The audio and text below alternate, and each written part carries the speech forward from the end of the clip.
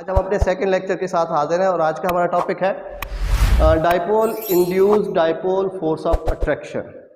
It is also type of force of attraction which is present between the liquid molecules और solid molecules. तो ये उनके दरमियान कशिश की कुव्वत मौजूद होती है लिक्विड्स के अंदर।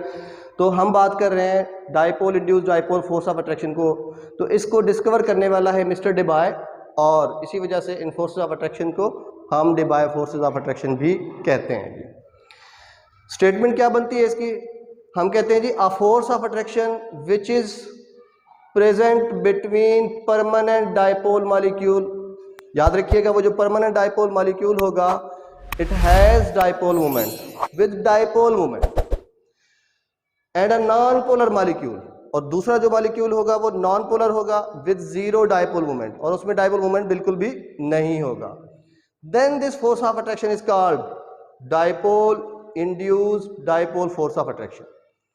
क्योंकि एक परमानेंट डाइपोल है और दूसरा क्या है, एक ऐसा मॉलिक्यूल है जिसके ऊपर कोई पोलैरिटी नहीं है, वो नॉन पोलर मॉलिक्यूल है। तो नॉन पोलर मॉलिक्यूल के दरमियान और पोलर मॉलिक्यूल के दरमियान जब फोर्स ऑफ अट्रैक्शन एस्टेब्लिश होगी, this type of force of attraction is called dipole induced dipole force of attraction. चलिए जी हम एक्सप्लेनेशन लेते हैं इसकी, और एक्सप्लेनेशन के बारे में वजाहत इसकी हम थोड़ी सी अच्छे तरीके से करने की कोशिश करते हैं। वो कुछ इस तरह से है कि अगर हम एक मॉलिक्यूल लें जो हमारे पास परमानेंट डाइपोल हो, फर्ज किया मेरे पास ये एक मॉलिक्यूल है जिसको मैं क्या कह रहा हूं जी, जिसके ऊपर यहाँ पे पॉजिटिव चार्ज है और यहाँ पे क्या है नेगेटिव चार्ज है। इसके ऊपर क्या है जी नेगेटिव चार्ज है। तो एक हिस्सा इसका पॉजिटिव है और एक हिस्सा नेगेटिव है। यानी अगर मैं इसको कह दूं कि ये साइड H है और ये साइड Cl है, तो Cl क्या होता है नेगेटिव और H क्या होता है पॉजिटिव। तो इसका मतलब है ये मॉलिक्यूल क्या हो गया डाइपोल हो गया। तो ये परमानेंट डाइपोल है। अब आपको पता है कि परमानेंट डाइपोल क्यों है, उसकी वजह डेल्टा ई एन, क्योंकि यहाँ पे क्लोरीन और हाइड्रोजन के दरमियान इलेक्ट्रोनेगेटिविटी का डिफरेंस है। जब इनके दरमियान इलेक्ट्रोनेगेटिविटी का डिफरेंस होगा तो बने हुए कोवलेंट बॉन्ड में से क्लोरीन ज्यादा इलेक्ट्रोनेगेटिव होने की वजह से शेयर्ड पेयर ऑफ इलेक्ट्रॉन को अपनी तरफ अट्रैक्ट करेगा, जिसकी वजह से उसके ऊपर चार्ज क्या आएगा नेगेटिव, और जिससे अट्रैक्ट करेगा जिससे खींचेगा उसके ऊपर चार्ज क्या आएगा पॉजिटिव। तो इस लिहाज से डेल्टा ई एन की वजह से यहाँ पे हाइड्रोजन और क्लोरीन के दरमियान एक पोलैरिटी पैदा होती है, जिसकी वजह से ये मॉलिक्यूल क्या होता है परमानेंट डाइपोल। और याद रखिएगा इसका जो डाइपोल मोमेंट है वो है जीरो के बराबर नहीं है, इसलिए मैं लिख रहा हूं नॉट इक्वल टू जीरो, यानी इसका मतलब है ये डाइपोल मोमेंट रखता है। तो हमारे पास एक मॉलिक्यूल क्या हो गया परमानेंट डाइपोल मॉलिक्यूल।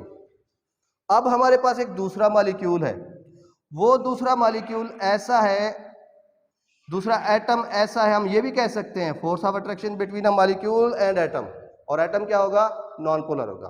तो मेरे पास ये पॉजिटिव न्यूक्लियाई वाला एक नॉन पोलर मॉलिक्यूल है, एटम है। अब इस एटम के अंदर यहाँ पे क्या पड़े हुए बेटा इलेक्ट्रॉन्स, यानी इसके अंदर इलेक्ट्रॉन घूम रहे हैं। अब ये इलेक्ट्रॉन है, डेफिनेटली ये इलेक्ट्रॉनिक क्लाउड बाहर हरकत कर रहा है न्यूक्लियस के गिर्द, और यहां पे दूसरे मॉलिक्यूल का क्या है पॉजिटिव साइड है। तो ये positive side will attract the electrons of other atom, दूसरे एटम के इलेक्ट्रॉन्स को अपनी तरफ क्या करेगा अट्रैक्ट करेगा। पॉजिटिव चार्ज दूसरे एटम के इलेक्ट्रॉनों को अपनी तरफ अट्रैक्ट करेगा। और ये कब होगा याद रखिएगा, एक बात मैं बता रहा हूं कि जब इन दोनों के दरमियान डिस्टेंस कितना हो जाएगा 10⁻⁹ टू 10⁻⁻10 मीटर तक, जब उनके दरमियान डिस्टेंस कितना हो जाएगा 10⁻⁹ टू 10⁻10 मीटर तक इनके दरमियान डिस्टेंस होगा, तब यहाँ पे जो हमारे पास परमानेंट डाइपोल मॉलिक्यूल है वो नॉन पोलर मॉलिक्यूल के इलेक्ट्रॉनिक क्लाउड को अपनी तरफ खींचना शुरू कर देगा। और इससे क्या होगा, इससे होगा electronic cloud distortion, electronic cloud distortion, यहां पे इलेक्ट्रॉनिक क्लाउड का डिस्टॉर्शन हो जाएगा, जिसकी वजह से अब इस नॉन पोलर मॉलिक्यूल जो इसके पास डायपोल मोमेंट किसके बराबर था बेटा, जीरो के बराबर था, जबकि इसका डायपोल मोमेंट जीरो के बराबर नहीं था क्योंकि ये पोलर था और ये नॉन पोलर था, इसका डायपोल मोमेंट क्या था, जीरो के बराबर था।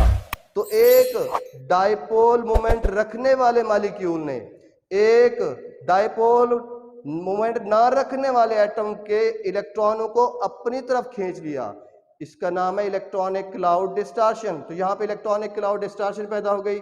इसका मतलब अब एक डायपोल मॉलिक्यूल अपना चार्ज इंड्यूस कर रहा है किसके अंदर, नॉन पोलर के अंदर, अपना चार्ज इंड्यूस कर रहा है नॉन पोलर के अंदर, हालांकि वो नॉन पोलर था। तो जब नॉन पोलर था तो साथ वाले की वजह से उसके ऊपर अब चार्ज क्या हो रहा है, क्रिएट हो रहा है, तो ये अपना चार्ज उसको इंड्यूस कर रहा है। ठीक हो गया जी। अब हम देखते हैं कि आगे क्या होगा। आगे देखिएगा बेटा कि यहां पे हमारे पास एक मॉलिक्यूल तो पहले ही क्या था, पोलर था, पॉजिटिव एंड था इसका और इसका नेगेटिव एंड था। अब दूसरा मॉलिक्यूल जो है वो कुछ इस तरह से बन गया है, दूसरा एटम कुछ इस तरह से बन गया है कि उसकी ये साइड अब सारी क्या हो गई है, नेगेटिव, क्योंकि इलेक्ट्रॉनों का रुख एक ही साइड पे हो गया है। अगर मैं इसको थोड़ा सा और वाजे करके लिखूं, इलेक्ट्रॉन इकट्ठे हो गए यहाँ पे, इलेक्ट्रॉन यहाँ पे इकट्ठे हो गए, एक साइड पे इकट्ठे हो गए, जिसकी वजह से ये वाली साइड क्या रह गई है, पॉजिटिव।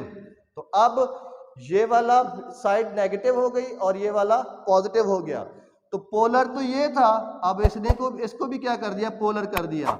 इसका मतलब ये हमारे पास मॉलिक्यूल हुआ परमानेंट डाइपोल। ये तो परमानेंट डाइपोल था क्योंकि किसकी वजह से था, इलेक्ट्रोनेगेटिविटी का डिफरेंस मौजूद था यहाँ पे। लेकिन ये क्या था, ये तो नॉन पोलर था, और ये जब नॉन पोलर था तो अब इसके अंदर चार्ज क्या हुआ है, इस परमानेंट डाइपोल मॉलिक्यूल की वजह से इंड्यूस हुआ है। अब ये मॉलिक्यूल क्या बन चुका है, इंड्यूस्ड डाइपोल। इंड्यूस्ड डाइपोल इसका मतलब है इसके अंदर जो डाइपोल पैदा हुआ है वो इसका अपना जाती नहीं है, इलेक्ट्रोनेगेटिविटी के डिफरेंस की वजह से नहीं है, बल्कि इसके ऊपर जो चार्ज आया है साथ वाले की वजह से आया है। यानी इसने अपना चार्ज इसको इंड्यूस किया है, इसको दे दिया है, जिसकी वजह से ये भी क्या हो गया है, इंड्यूस्ड डाइपोल हो गया है। अब क्योंकि ये साइड नेगेटिव बन गई और ये पॉजिटिव थी तो इनके दरमियान एक अट्रैक्शन पैदा होगी। अब ये जो नई फोर्स ऑफ अट्रैक्शन बन रही है दैट इज कॉल्ड, क्या कहेगी, कहलाई जाएगी dipole induced dipole force of attraction. Dipole induced dipole force of attraction, इसको हम नाम देंगे जी। सर ऐसा रियल में होता भी है? तो बिल्कुल होता है बेटा। यहाँ पे तो हमने एक जस्ट देखा ना कि एक मॉलिक्यूल हमने कर लिया कि जैसे HCl का और H का। इसका मतलब अगर मैं किसी सिलेंडर में मैं दो चीज़ें डाल दूँ, यानी अगर मैं वहाँ पे HF या फिर HCl और इसके साथ में नियॉन डाल दूँ, हीलियम डाल दूँ, तो तब ये जो हमारे पास डाइपोल मॉलिक्यूल्स हैं, ये जो हमारे पास HF डाइपोल मॉलिक्यूल है और ये HCl जो हमारे पास डाइपोल मॉलिक्यूल है, ये अपना चार्ज इंड्यूस करते हैं हीलियम को, तो हीलियम को भी क्या बना देते हैं, पोलर, और नियॉन है तो ये भी क्या हो जाएगा, पोलर। इसका मतलब अगर इसको हम बाहर दिखाएं तो हमारे पास हीलियम भी कुछ ऐसे नजर आएगा, एक साइड नेगेटिव हो जाएगी एक पॉजिटिव, और ये हमारे पास जो नियॉन है वो भी ऐसे ही नजर आएगा, इसके ऊपर एक साइड के ऊपर नेगेटिव आ जाएगा और एक के ऊपर पॉजिटिव। तो हालांकि डाला तो हमने इनको नॉन पोलर के हैसियत से था, लेकिन अंदर पोलर के साथ मिलके ये भी क्या हो गए, पोलर बन गए, लेकिन प्योर पोलर नहीं है, परमानेंट पोलर नहीं है। इनके अंदर ये जो चार्ज आए हैं दोनों के अंदर, ये इंड्यूस पोलर है। ये क्या है जी, इंड्यूस्ड पोलर है, इनका अपना नहीं है, टेम्परेरी है, जबकि ये क्या थे, परमानेंट थे। तभी तो हमने डेफिनेशन में कहा था, क्या कहा था, कि force of attraction which is present between permanent dipole molecule, एक परमानेंट डाइपोल मॉलिक्यूल और उसका डाइपोल मोमेंट होगा, एक बात। दूसरा, with other non polar molecule, दूसरे नॉन पोलर मॉलिक्यूल के साथ, जिसका डायपोल मोमेंट 0 होगा। इनके दरमियान जो फोर्स ऑफ अट्रैक्शन बनेगी वो क्या कहलाएगी? Dipole induced dipole force of attraction. उम्मीद है कि आपको ये सारी चीजें क्लियर हो गई होगी। एक दफा मैं फिर दोहरा देता हूं। मैंने क्या कहा? अ force of attraction which is present between permanent dipole molecule with dipole moment. यहाँ पे ये बात याद रखिएगा, डायपोल मोमेंट जो कि पोलैरिटी की वजह से होता है, जो कि इलेक्ट्रोनेगेटिव डिफरेंस की वजह से होता है जी। And a non polar molecule with zero dipole moment, और दूसरा मॉलिक्यूल क्या होगा? जीरो डायपोल मोमेंट रखता होगा। इनके दरमियान जो फोर्स ऑफ अट्रैक्शन बनेगी वो हमने क्या कहा? Dipole induced dipole force of attraction. एक और बात देखिएगा, मैं फिर दोबारा बता रहा हूं कि हमारे पास एक पोलर मॉलिक्यूल था HCl या HF, कोई भी ले लें, और उसके साथ कोई एक मॉलिक्यूल था जो हमारे पास नॉन पोलर था, जैसे H2 है, जैसे ऑक्सीजन है, जैसे नाइट्रोजन है। यहाँ पे मैंने कोई ले लिया, जैसे मैंने यहाँ पे कह देता हूँ कि मैंने हीलियम ले लिया है, तो हीलियम क्या था? हीलियम तो नॉन पोलर था, लेकिन HCl पोलर था। तो पोलर ने अपना चार्ज किसको इंड्यूस किया? साथ वाले नॉन पोलर को। कैसे इंड्यूस किया? पोलर का जो पॉजिटिव था उसने नॉन पोलर के घूमते हुए इलेक्ट्रॉनों को अपनी तरफ खींच लिया, नॉन पोलर के घूमते हुए इलेक्ट्रॉनों को अपनी तरफ खींच लिया, जिसकी वजह से इलेक्ट्रॉनों का सारा झुकाव पॉजिटिव की तरफ हो गया, जिसकी वजह से वो सारी साइड क्या हो गई? नेगेटिव हो गई। जबकि दूसरी साइड क्या हो गई? न्यूक्लियस एक साइड पे हो गया, तो अब वो साइड क्या बन गई? पॉजिटिव। तो अब ये मॉलिक्यूल भी क्या हो गया? नेगेटिव भी हो गया और पॉजिटिव भी हो गया। इसका मतलब इसके अंदर इंड्यूस्ड डायपोल पैदा हुआ है, यानी अपना नहीं है, साथ वाले का इंड्यूस हुआ है। तो इस लिहाज से ये मॉलिक्यूल क्या कहलाया? Induced dipole molecule. जबकि ये क्या कहलाया? Permanent dipole molecule. तो अब परमानेंट के दरमियान और इंड्यूस के दरमियान जो फोर्स ऑफ अट्रैक्शन होगी, dipole induced dipole force of attraction कहलाएगी। That's all for now.